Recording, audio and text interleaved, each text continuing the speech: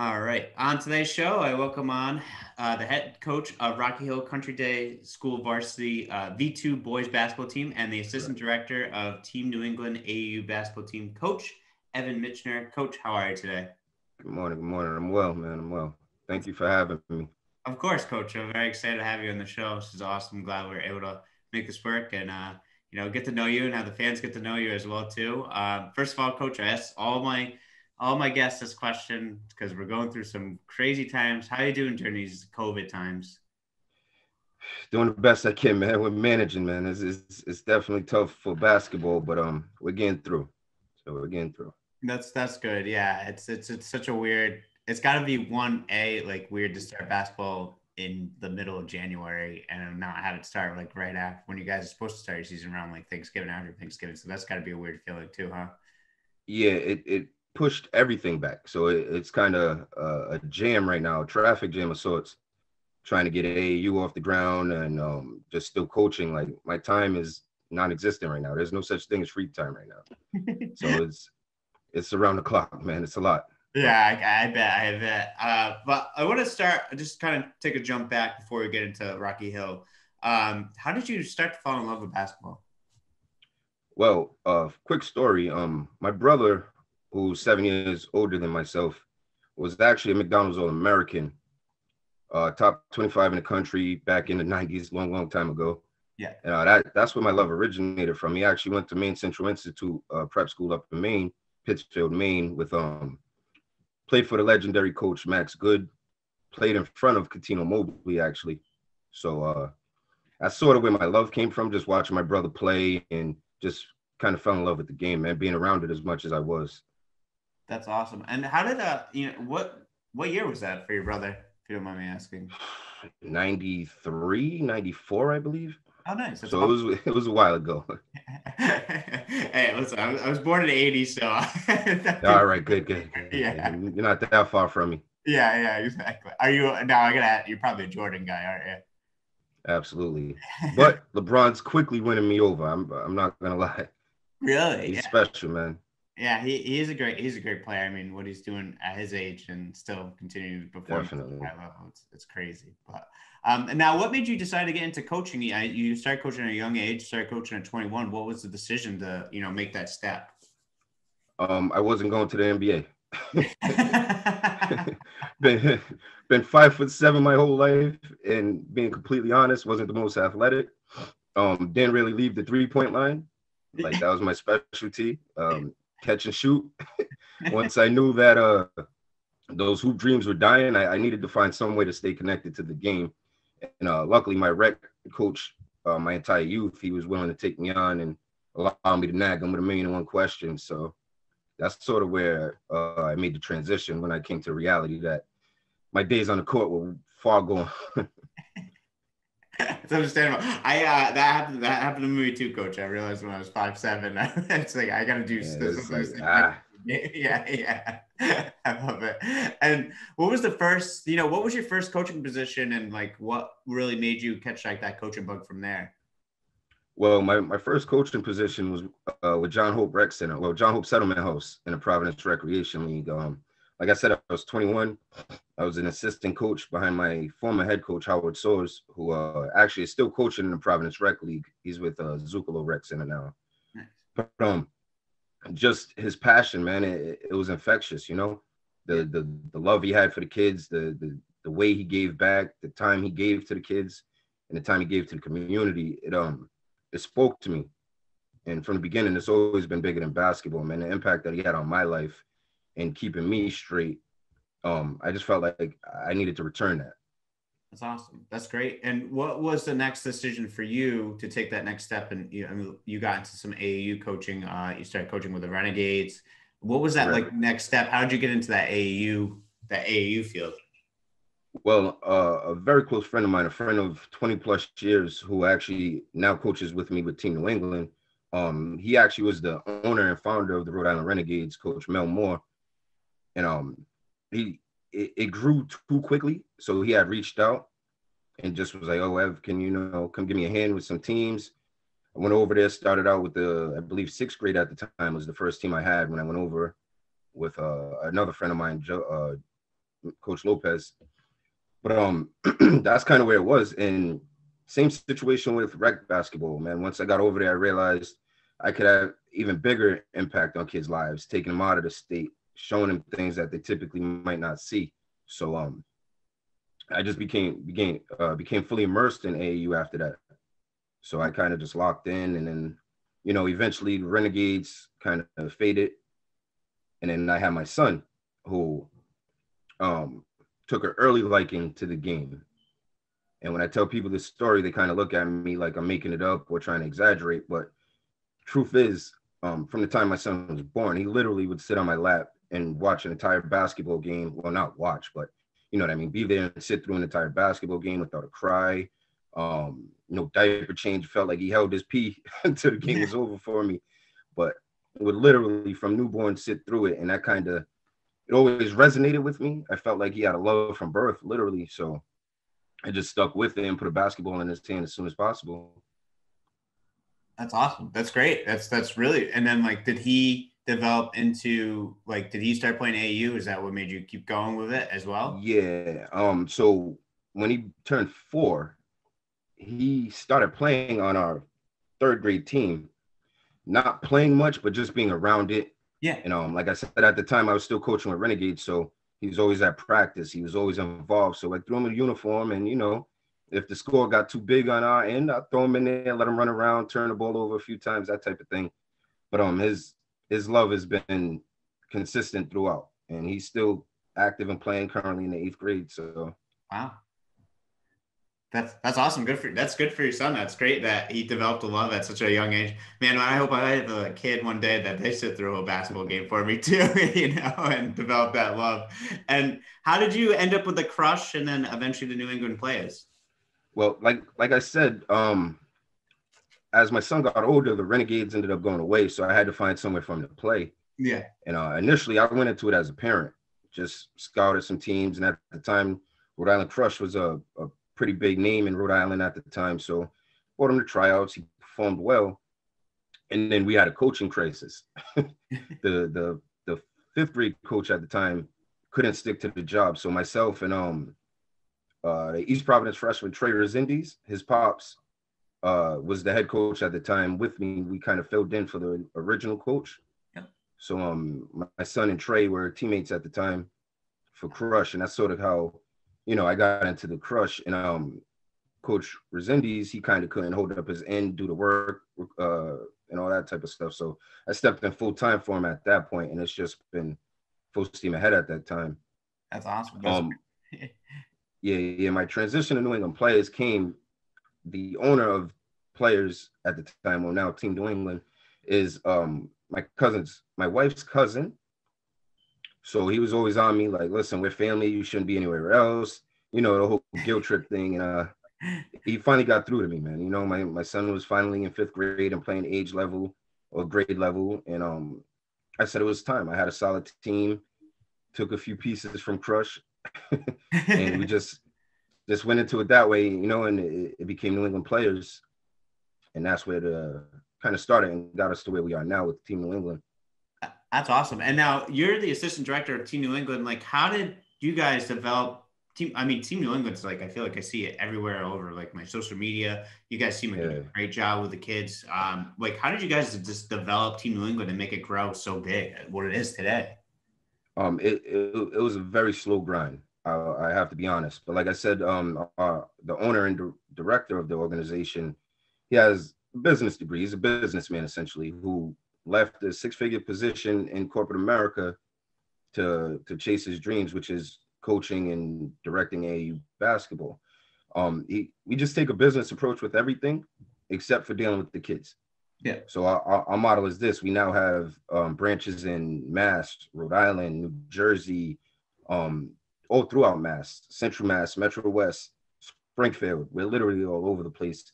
And it just comes from reaching out to different programs that may not have the same platform that we do, and say, listen, let's give these kids an opportunity to be on a bigger stage, and 9 times out of 10, it works for everyone.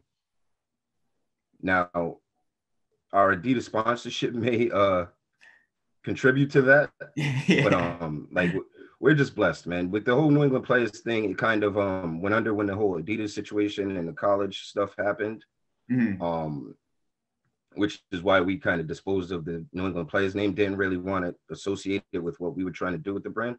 Yeah. So came up with Team New England, and we literally believe that we can beat Team New England. And in order to compete nationally, we kind of have to pool our resources, meaning from all of our branches, let's go out here and put the best team on the floor when we travel out to Indiana or Las Vegas or Georgia or wherever we may go, and just really literally defend New England. That's sort of our motto.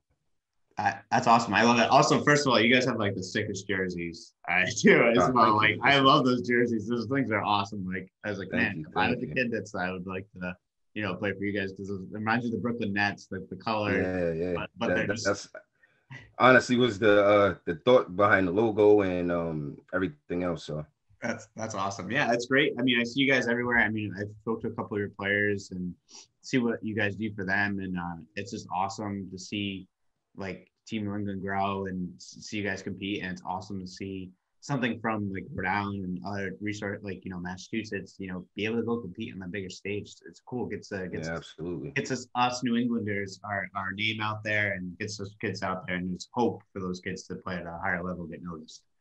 That's the ultimate goal, man. Like everyone has NBA dreams if you're in love with this game, but the ultimate goal is always free school.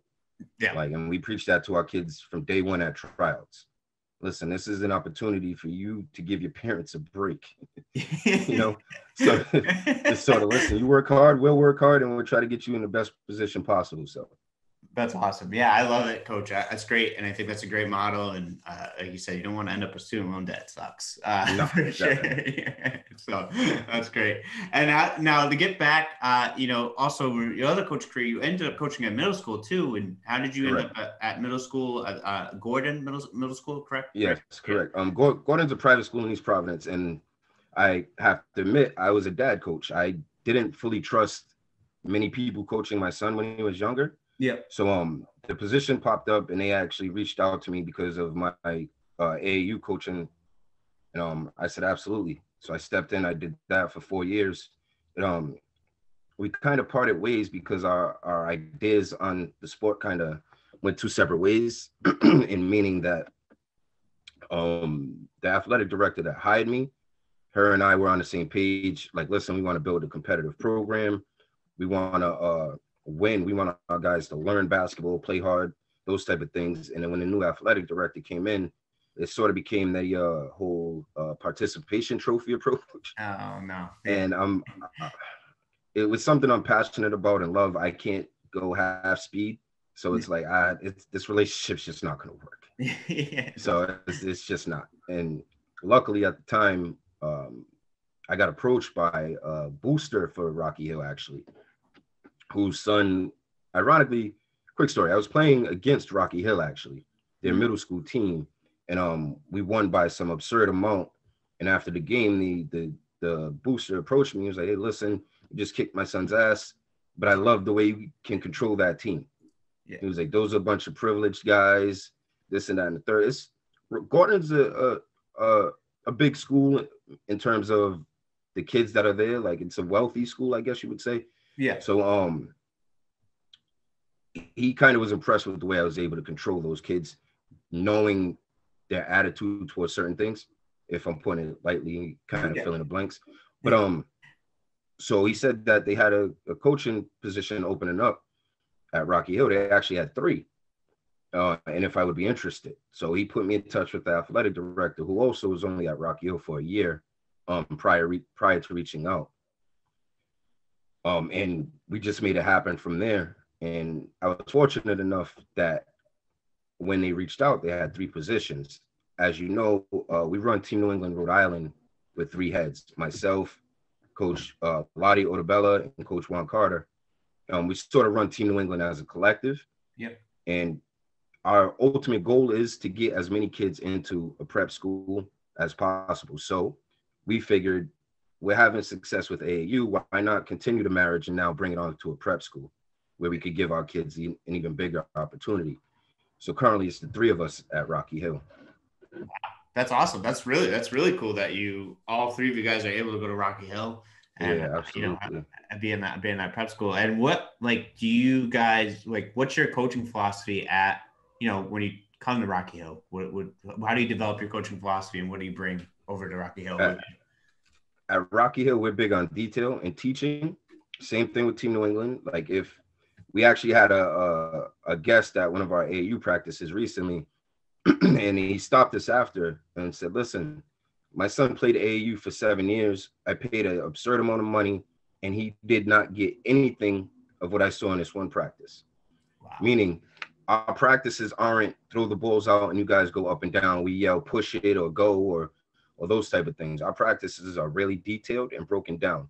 We run from fourth grade all the way to Rocky Hill V1 the same offensive sets. Yeah. Meaning, we teach you young and it travels all the way through our program. And if you are then in turn become a Rocky Hill student, you already know what's expected of you. You know, we run college sets. It's all nonstop. It's one set with 50 options off of that set. Yeah. So our practices are broken down that way. And that's just sort of what we preach to our kids. Pay attention to the details. It's the little things. If we say V cut first, if you feel like you're open and don't have to, that's not what we're teaching you. We're telling you follow these details. And we just kind of build them up that way. And it's all attention to detail, man. And that's just literally what we preach from day one all the way through graduation at high school. It's just our way of doing things. So that's sort of the approach we take. And commitment, man. Work hard, work your ass off. That always gets rewarded. That's right. It's true. It's awesome. I mean, I would love to play for you right now if I could turn back time and be born in a different direction. But that's awesome that you guys, first of all three of you guys able to work together. And I love the coaching philosophy and the attention to detail. Sounds something like one of my, a couple of my mentors have always preached to me too, which is the biggest thing. What has your time been like at Rocky Hill? And it seems like you guys are trying to flip it into like a powerhouse as well too. Your St. George's and your St. Andrews. Absolutely. My time at Rocky Hill has been far better than I expected it to be, if I'm being transparent. Coming into new situations, being inner city coaches primarily, and going out to these prep schools, you never know what you're really going to get in terms of commitment from the school. From day one, when we met with our athletic director, Megan Williams, who's absolutely incredible. I can't say enough about her. Head of admissions, Miss Jan Cooney, had like, these guys were all on board. And it's like, listen, coaches, whatever you need, we really want to build up this program.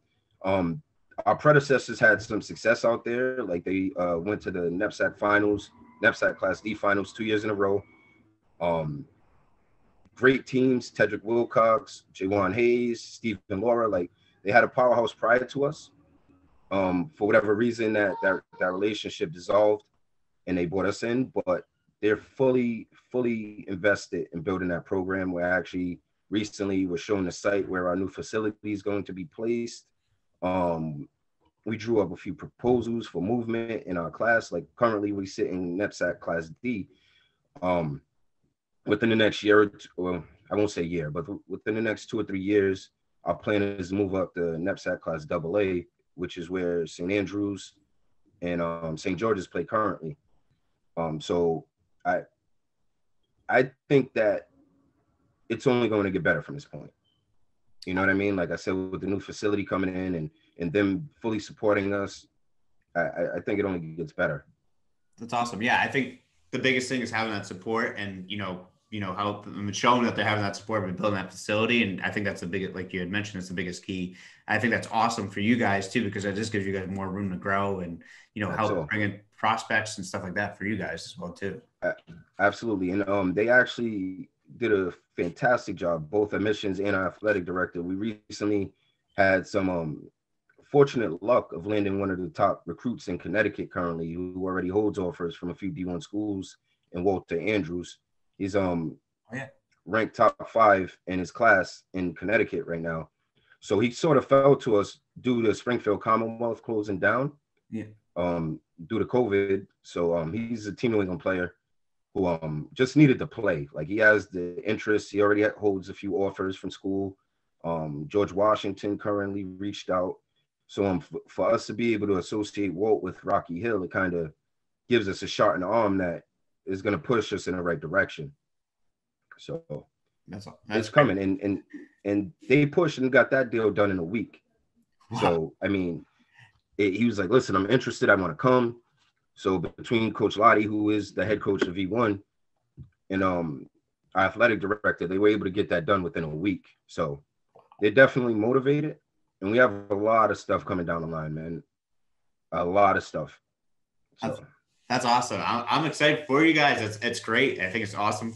I really love the sweatshirt. I got to buy one too because I got to represent for Rocky Hill. I want to know what has been your biggest challenge with this season with COVID and everything. Like, what's been like the ups and downs of dealing with COVID? Well, the biggest struggle right now would be gym space. Prior to the governor lifting her certain restrictions, we weren't able to get in the gym, not even at Rocky Hill, because they're really big on maintaining what they need to so that we're able to have a season. Mm-hmm. So no one was able to enter the gym until restrictions were lifted, and even now it's sort of fill out this COVID screening app. Once you leave, sanitize in, sanitize out. Once you leave, spray down everything. Once you spray down everything, now get the fog machine, fog everything. Like, it's still a lot right now. But we've been fortunate enough to finally get in, and it's just really tough seeing the kids play with masks. And we're sticklers. Like, we want our season probably more than the kids do. Yeah. You know what I mean? So it's like, no, put that up over your nose. No, don't let it drop. Oh, yeah. Get your it's constant reminders because it's an adjustment for everyone, but we're making it happen, man. So that's good. Yeah, I'm glad that you guys are able to get, somewhat of a season. You're playing some interclassic league teams too, and I'm sure have you guys played St. Andrews in them yet? Well, we played St. Andrews Prep. It didn't go our way. I'll say that. I'm not a coach to make excuses. However, we do have a lot of injuries. We have 3 of our starters missing. Two leading scorers from last year. Parker Mason, he's out for the season. He just recently had surgery on his knee. And Amir Gomes, his first game back is actually today. He played 6 minutes on Monday in a tune-up game, non-league game. His first game back is today, since July. He hasn't played since July. He had a broken foot. Oh, wow. So, this is his first game back today. That's tough. Yeah, I talked to Parker. I know that he was telling me he had to have knee surgery and he was out. I felt bad. Yeah. He's a good kid too. I feel really bad. That sucks. Really good kid. He's fortunate enough to have already committed to school. So this season kind of was like just him having his senior year and then moving on. So he's a lucky one. Amir, fortunately, is a junior, so he'll be back next year. Oh, that's good. Next year our team should be ready. I'll put it like that. Like our team should be ready next year. Hopefully, the injury bug stays away from us. Our first 2 years at Rocky Hill, it has not been nice. Like my guy BJ, he's been looking forward to playing for us for years, and we get there and he had shoulder injuries in both seasons, and he's a senior, so hasn't played much. Maybe I believe 2 games last year he played before getting hurt. Jeez. So I mean, it's tough. And then Denzel Correa, who just recently hurt his ankle, he was out 2-3 games this season. It's just tough, man. It's nonstop. That's tough. So, that's really tough. I mean, I'm excited for you guys, for, next season. Hopefully I can, we can have crowds, and I would definitely love to catch a game and be there. I'd love to have you, man. Be awesome. You could catch me wearing that hoodie because I gotta find one. I might have to get a care package together for you, man. Yeah, I like that hoodie. So now, Coach, I got couple more questions and then we'll wrap it up. What is your favorite thing to do outside of basketball? My favorite thing outside of basketball would be to sit on my couch and do nothing. Literally. I'm running so much, man. If I could steal an hour or 2, sit down and doing nothing, then I'm in heaven, man. That's all I ask. Well, hopefully you can get that time at some point. I know you're really busy, and it seems like tough, man.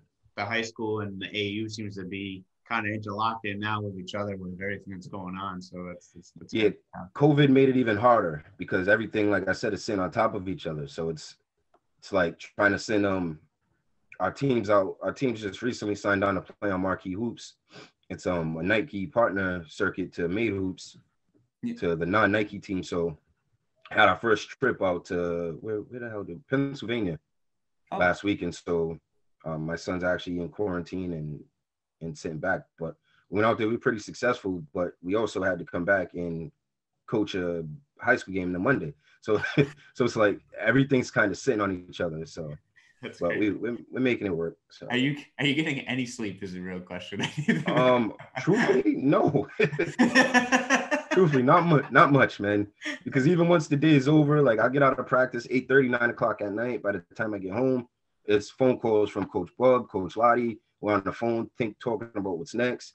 We're watching film together. Like, so it's literally nonstop, man, around the clock. I'm getting to bed about 12:30 every night because we preach the details to our kids, so we kind of have to know what those details are. Yeah. So it's a lot of studying, it's a lot of game film, and it's nonstop. And now with AAU, us playing at a higher level, it's the same thing. We require our 8th grade team to watch the game film. We'll send it to you. Pay attention, break it down. We need your notes. We present what we see, you present what you see, we discuss it, and then we apply it in our next practice. So that's sort of where we're at right now. And the earlier we could get them started with that, we actually about to start with Coach Lottie's 7th grade team as well, doing the same thing. So the earlier we could start with these guys being smart basketball players and not just talented basketball players, the better off they'll be in the long run. Yeah, it's awesome. I love that. I think that's such a good model. I think, talent don't get you so far, but having a high basketball IQ will also take you even further. Absolutely. You have to know how to play basketball, man. It's not just about putting a ball in the hole. Yeah, exactly. Coach, this has been awesome, a lot of fun. I really enjoyed our conversation. I would love to sit down with you during one game day of film and just pick your brain and watch how you break it down, because it just seems like you're just, a student of the game and a coach of the game. I would just be awesome to sit there and just be a part of that. I think you seem such like a smart guy with basketball and life period. So thank you. Yeah, absolutely. It's no problem, man. We can do it again. Yeah, we'll sit down.